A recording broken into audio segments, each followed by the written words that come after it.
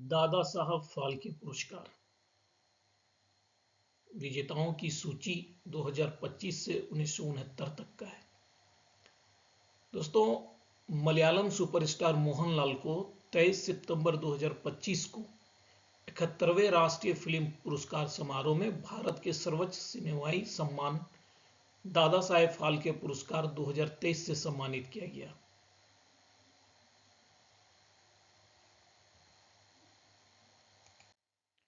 दादा साहब फाल्के पुरस्कार भारतीय सिनेमा का सर्वोच्च सम्मान है जो हर साल भारतीय फिल्म उद्योग के एक प्रमुख व्यक्ति को दिया जाता है।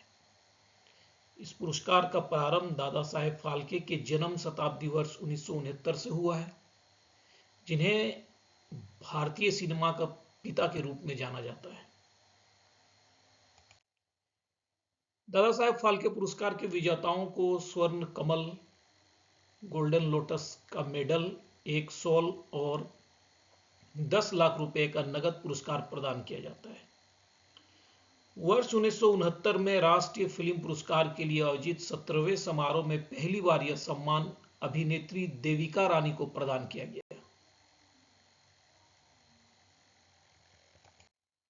दादा साहेब फाल्के पुरस्कार प्रतिवर्ष राष्ट्रीय फिल्म पुरस्कार समारोह में प्रदान किया जाता है, जो सूचना और प्रसारण मंत्रालय के तहत संचालित संस्था फिल्म महोत्सव निदेशालय द्वारा आयोजित किया जाता है।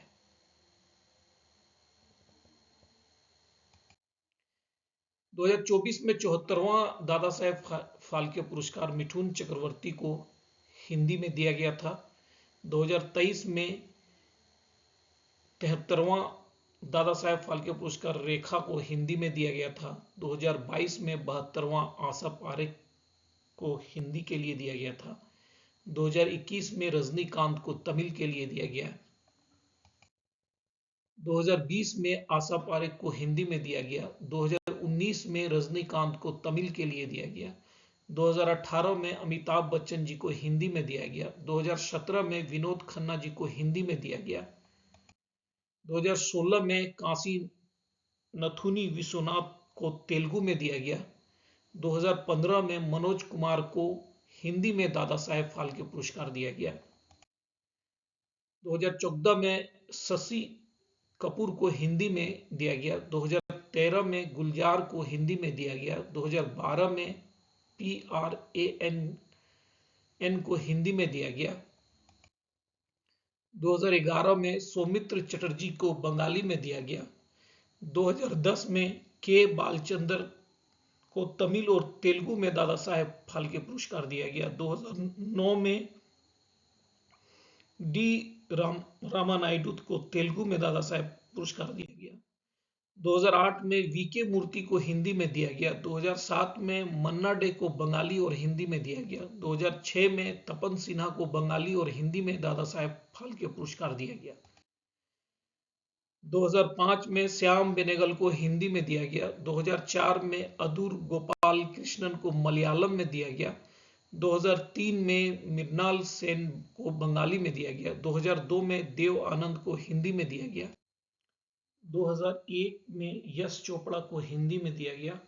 2000 में आशा भोसले जी को हिंदी और मराठी में दादा साहेब फाल्के पुरस्कार दिया गया। 1999 में ऋषिकेश मुखर्जी को हिंदी में दिया गया। 1998 में BR चोपड़ा को हिंदी में दिया गया। 1997 में कवि प्रदीप को हिंदी में दिया गया। 1996 में शिवाजी गणेशन को तमिल में दादा साहेब फाल्के पुरस्कार दिया गया। 1995 में राजकुमार को कन्नड़ में दिया गया। 1994 में दिलीप कुमार को हिंदी में दिया गया। 1993 में मजरूह सुल्तानपुरी को हिंदी में दिया गया। 1992 में भूपेन हजारिका को असमिया में दिया गया। 1991 में भालजी पेंडारकर को मराठी में दिया गया दादा साहेब फाल्के पुरस्कार।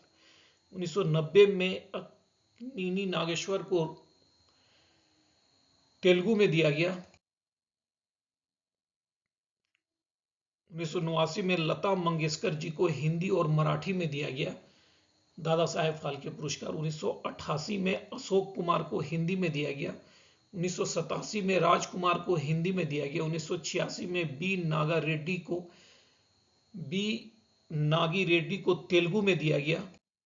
1985 में वी संताराम को हिंदी और मराठी में दादा साहेब फाल्के पुरस्कार दिया गया। 1984 में सत्यजीत रे को बंगाली में दिया गया। 1983 में दुर्गा खोटे को हिंदी और मराठी में दिया गया। 1982 में LV प्रसाद को हिंदी, तमिल और तेलुगु में दादा साहेब फाल्के पुरस्कार दिया गया। 1981 में नौशाद को हिंदी में दिया गया। 1980 में पेदी जयराज हिंदी और तेलुगु के लिए दादा साहेब फाल्के पुरस्कार मिला। 1979 में सोहराब मोदी जी को हिंदी में दिया गया। 1978 में रायचंद बोराल को बंगाली और हिंदी में दादा साहेब फाल्के पुरस्कार दिया गया। 1977 में नितिन बोस को बंगाली और हिंदी में दिया गया। 1976 में कन्नन देवी को बंगाली में दिया गया। 1975 में धीरेन्द्र नाथ गांगुली को बंगाली में दिया गया। 1974 में बोमी रेड्डी नरसिम्हा रेड्डी को तेलुगु में दिया गया। 1973 में रूबी मायर्स यानी सुलोचना को हिंदी में दिया गया। 1972 में पंकज मलिक को बंगाली और हिंदी में दादा साहेब फाल्के पुरस्कार दिया गया। 1971 में पृथ्वीराज कपूर को हिंदी में दिया गया। 1970 में वीरेंद्र नाथ श्रीचर को बंगाली में दिया गया। 1969 में देविका रानी जी को हिंदी में दादा साहेब फाल्के पुरस्कार दिया गया। धन्यवाद दोस्तों, मेरे चैनल को सब्सक्राइब करें और बेल आइकन को जरूर दबाएं।